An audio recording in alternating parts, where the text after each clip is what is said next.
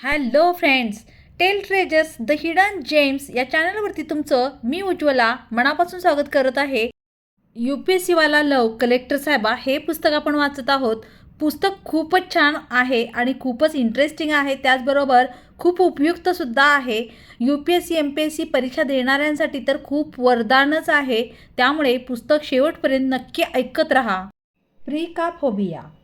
यह उस समय की बात है जब देश में एक के बाद एक बैंक घोटाले समाचार पत्रों की सुर्खियां बन रहे थे.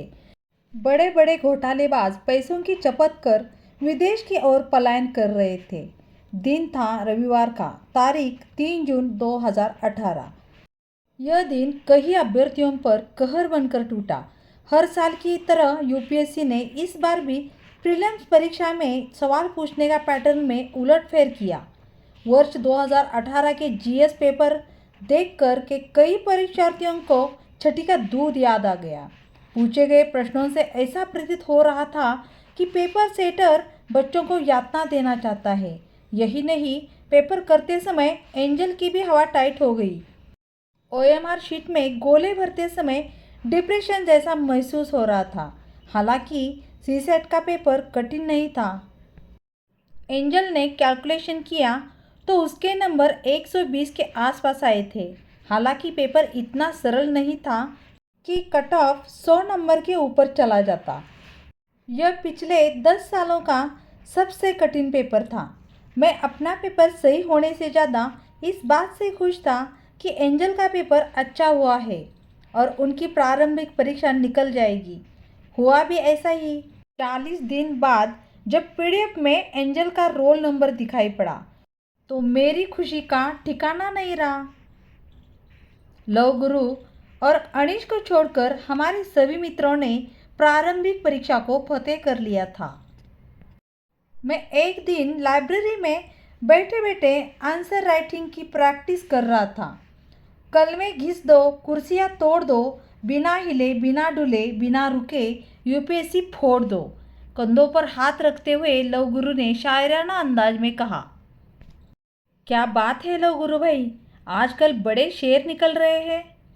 अरे ऐसा कुछ नहीं है, जल्दी जल्दी UPSC क्लियर करने का सपना पूरा कर लो यारो. फिर मम्मी पापा के भी सपने पूरे करने हैं. सपनों का लिमिट नहीं है. कब तक IAS पर टिके रहोगे. लव गुरु ने किताब उठाते हुए कहा. हाँ भाई, IAS मुख्य परीक्षा को एक ही महीना रह गया है. अब अंडरग्राउंड होने का समय आ गया है. सुमित भी बेर एक्ट उठाकर लाइब्रेरी से फ्लैट की ओर चल दिया. IIT कानपुर से पास्ड आउट सुमित की अच्छी जॉब थी. पैकेज भी 40 लाख का शानदार था. लेकिन घर वालों ने कहा कि IAS बनना है. जॉब छोड़ छाड़ के तैयारी करने आ गया. आए हुए 4 साल हो चुके थे, लेकिन IAS बनने का सपना दूर दूर तक सच होता नहीं दिखाई पड़ रहा था. एक बार प्रारंभिक परीक्षा भी नहीं निकली और 2 बार मुख्य परीक्षा में UPSC ने बाहर का रास्ता दिखा दिया.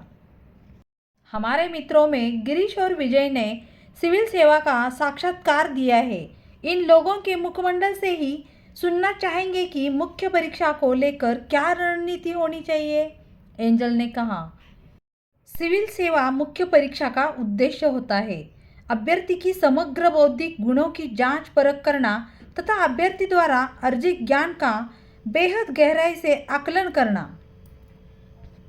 दोस्तों, UPSC केवल कॉपी में तथ्यों तथा आंकड़ों के साथ बेहतर भाषाई प्रस्तुतिकरण ही नहीं चाहती, बल्कि जटिल से जटिल सवालों का सुलझा हुआ तथा सरल भाषा में जवाब चाहती है. लेकिन गैर जरूरी तथ्यों, सूचनाओं तथा आंकड़ों का जमावड़ा उत्तर में नहीं होना चाहिए. नहीं तो उत्तर कृत्रिम भी बना सकता है. हाँ, तथ्यों तथा आंकड़ों के माध्यम से आपका जवाब अवधारणात्मक रूप से पुष्ट होना चाहिए. अगर आप आसपास देश दुनिया में घटित होने वाली सामयिक घटनाओं के उदाहरण के साथ अपने नए विचारों को भी कॉपी में लिखते हो तो आपके सिविल सेवा मुख्य परीक्षा में शानदार मार्क्स आ सकते हैं. मैंने मुख्य परीक्षा लिए जाने के पीछे UPSC का मकसद और मार्क्स देने की रणनीति बताते हुए कहा. पता है, कुछ यूपीएससी एस्पिरेंट साल भर बाद भी यह तय नहीं कर पाते हैं कि हिंदू पढ़ना है या इंडियन एक्सप्रेस, दैनिक जागरण पढ़ना है या जनसत्ता, न्यू एनसीईआरटी पढ़नी है या ओल्ड एनसीईआरटी, कोचिंग करनी है या करनी नहीं, बिना नोट्स तैयार किए पढ़ाई करनी है या नोट्स बना करके। जो जितनी दुविधा में रहते हैं उनके चयन की संभावना भी उतनी ही कम हो जाती है। इस दुविधा में मत रहो और जो भी है, जो सही लग रहा है उसी हिसाब से रणनीति बनाओ और तैयारी में जुट जाओ। दुविधा में दोनों गए, माया मिली न राम, ऐसा नहीं होना चाहिए। विजय ने सदे हुए शब्दों में अपनी बात कही। आप सही कह रहे हैं, सुमित ने कहा। वैसे मुख्य परीक्षा में नॉलेज के साथ साथ लिखने की स्पीड भी मैटर करती है ना गिरीश?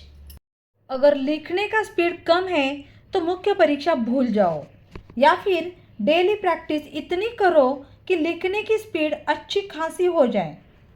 गंगा सिंह राजपुरोहित एक दिन में 3-3 घंटे के 3 पेपर सॉल्व करता था, तब जाकर के उसकी ऑल इंडिया रैंक 33 आई थी। सफलता का कोई शॉर्टकट नहीं है, मैंने चाय का कप उठाते हुए कहा। लेखन प्रयोग का खेल है।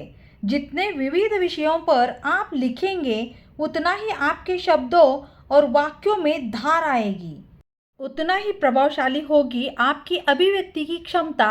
आपकी लेखन शैली उतने ही गहरे प्रभाव छोड़ेगी परीक्षक पर। इसलिए निबंध लेख, व्यंग, कविता, कहानी, संस्मरण, लघु उपन्यास, गज़ल इत्यादि जो भी आपको अच्छा लगे हमेशा लिखते रहें। परवाह न करें कि कौन क्या कहता है और क्या सोचता है आपके बारे में। निरंतर परिमार्जन करते रहिए, सीखते रहिए, लिखते रहिए। संघ लोक सेवा आयोग एक ऐसी परीक्षा है जिसमें चयनित होने का एक ही फार्मूला है, बेहतरीन लेखन शैली। विजय ने लगभग सिविल सेवा में सफलता का राज बताते हुए कहा। यूपीएससी वाला लव कलेक्टर साहेबा या पुस्तकातील हा 5वा भाग होता। तर ह्या भागात सुद्धा खूपच महत्त्वाची माहिती लेखकांनी दिलेली आहे आणि तुम्ही सर्वांनी ऐकले आहे। त्याच पद्धतीने तुम्ही फॉलो करा, म्हणजे तुम्हाला नक्कीच यश मिळेल। व्हिडिओ पाहण्यासाठी तुमचा मौल्यवान वेळ दिल्याबद्दल खूप खूप धन्यवाद। चला तर पुन्हा भेटू पुढील भागासोबत।